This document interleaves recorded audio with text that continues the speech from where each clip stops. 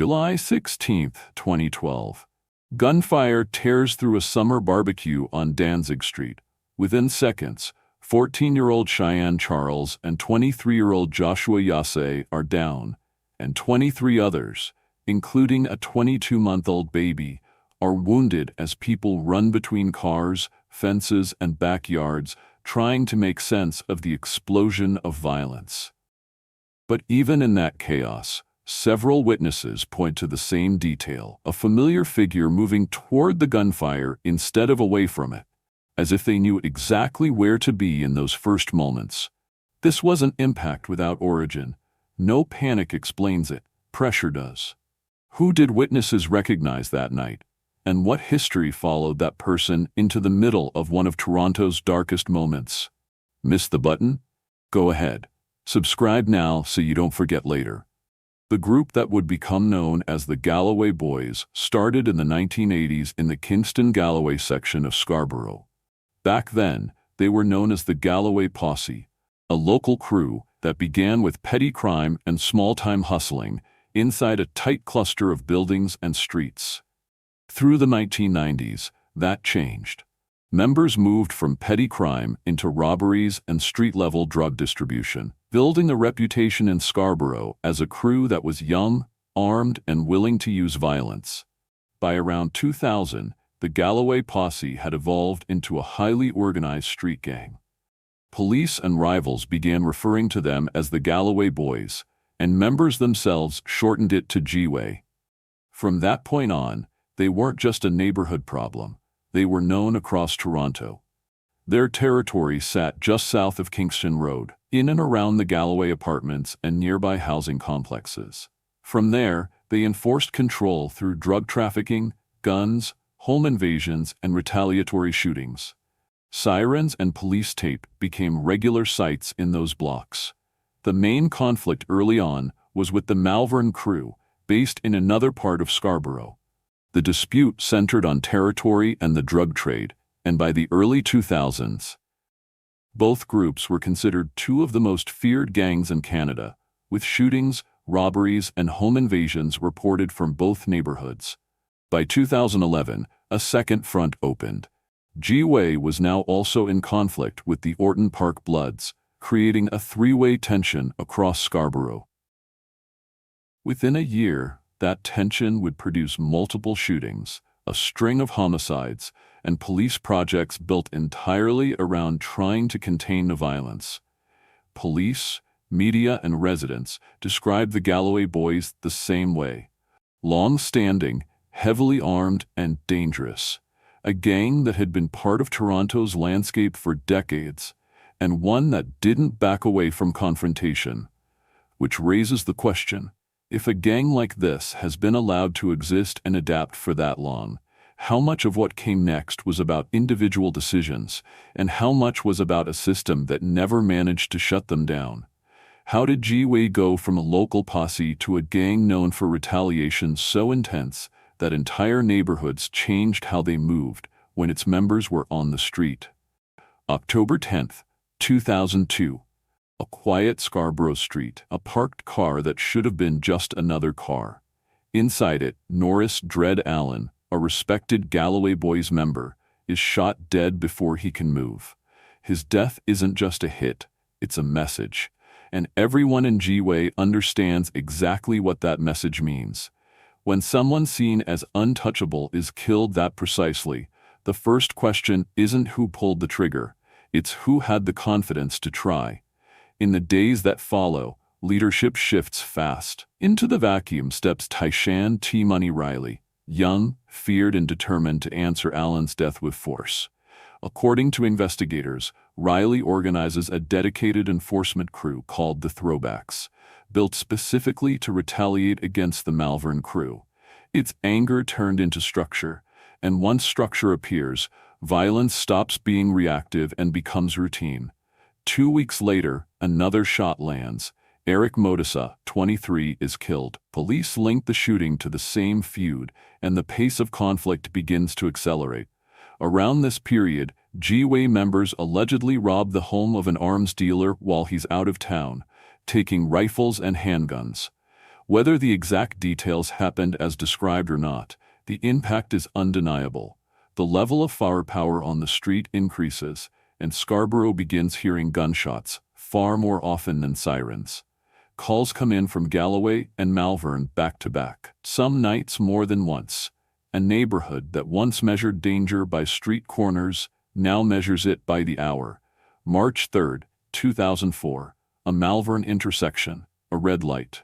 Two innocent men waiting in their car after a long day, Brenton Charlton, 31, and Leonard Bell, 44.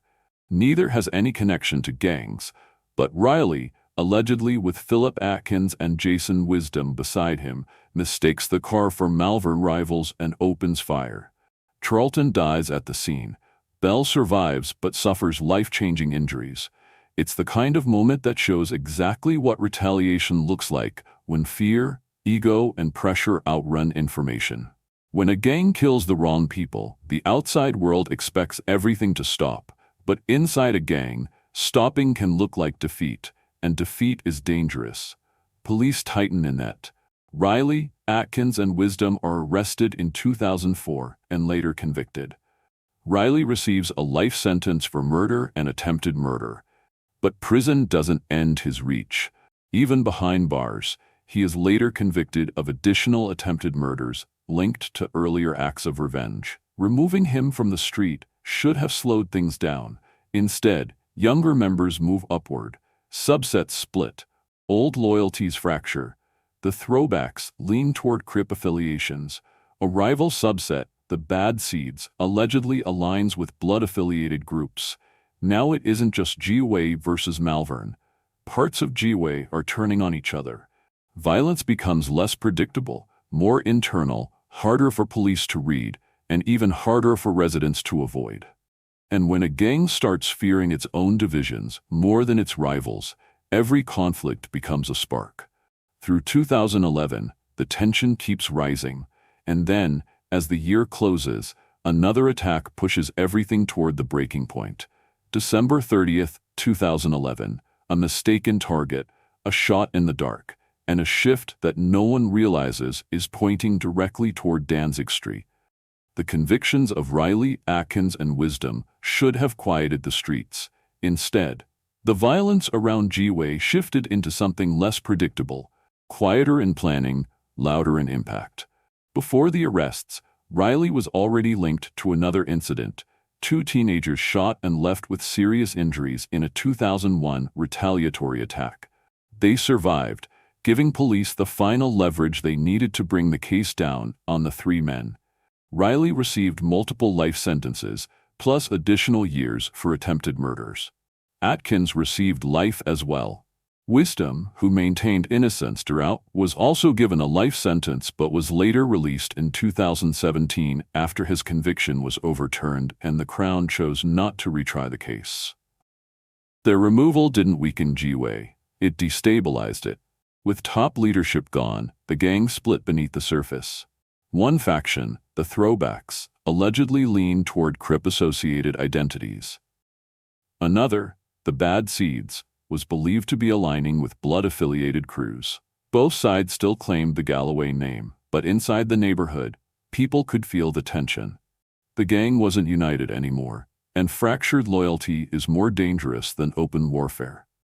By 2011, Galloway's problems doubled. A new rival emerged in Scarborough, the Orton Park Bloods. Old disputes with the Malvern crew still simmered, but now there was a three-way conflict forming, lines crossing, motives overlapping, and retaliations landing faster than police could track. The escalation was immediate. September 4, 2011, three men are shot outside a Domino's Pizza.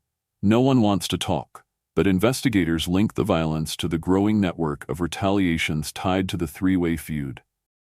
November 28, 2011, a Galloway member is shot 3 times in the neck and survives. The attack tightens paranoia. If someone was willing to attempt to kill that close, retaliation becomes guaranteed. December 28, 2011. 3 Galloway members are shot in another targeted attack. The shootings aren't random. They're timed, deliberate, and each one pushes Scarborough closer to something larger. December 30th, 2011. 24-year-old Dimitri Barnaby is shot and killed in a parking lot. According to police, he was mistaken for a member of the Orton Park crew, a retaliation built on misidentification. Another example of how fast information was moving and how violent the consequences became. After Barnaby's death, the neighborhood knew the pattern. If the wrong person could be killed that easily, what would happen when the right target finally appeared? Because when a gang begins to fracture internally, when new rivals appear, and when retaliation becomes automatic, the next escalation isn't a question of if, it's a question of when. And when arrives in July. At a crowded barbecue, on a street that had seen violence before, but never like what was coming next. July 16, 2012.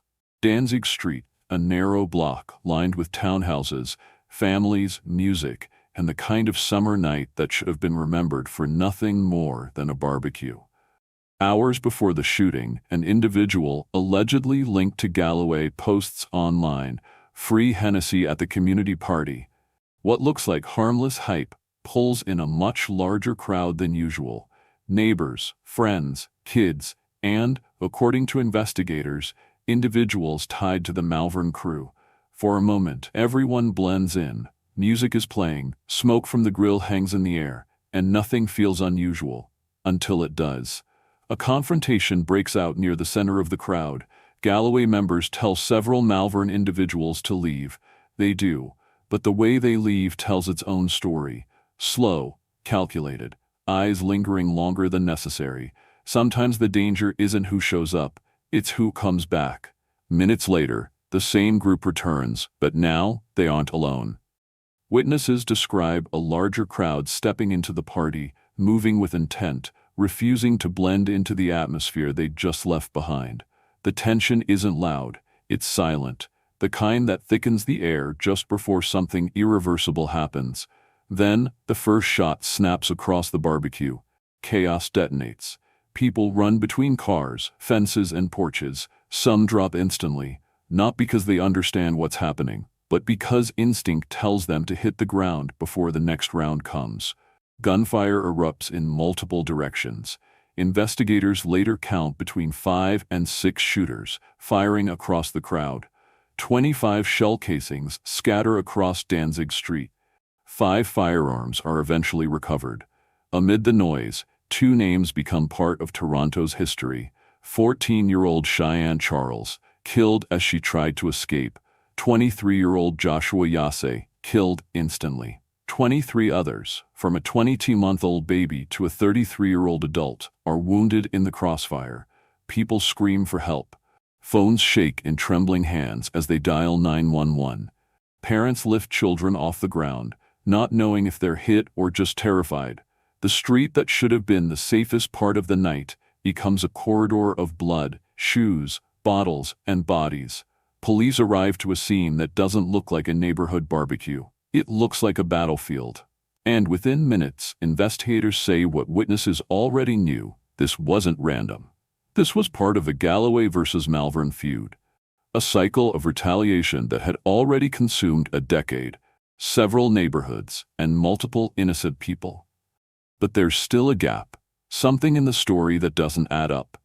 Why did the confrontation escalate this fast? Who fired first? And why did so many shooters appear at once, as if the moment had been waiting for them? The answers aren't immediate, but the consequences are. Quick reminder, if you're still watching, you already know this story is about to turn dark. Because after Danzig, the violence doesn't calm. It evolves. In the hours after the Danzig shooting, Scarborough shifts from a neighborhood into a lockdown grid of flashing lights, marked evidence, and detectives moving door to door. For investigators, this isn't just another shooting. It's the clearest sign that the conflict has outgrown the people who started it. Police begin a series of coordinated crackdowns. The first major wave is what officers refer to as Operation Brazen, an effort aimed at the individuals believed to be fueling the cycle of retaliation across Scarborough. According to police, 54 charges come out of that sweep, along with multiple seized firearms and evidence tying several earlier shootings to the same orbit of gang activity. It doesn't end the violence, but it exposes how wide the network has become. The next move is larger. Investigators launch a multi-neighborhood enforcement push, targeting individuals linked not only to Galloway, but also to Malvern and Orton Park.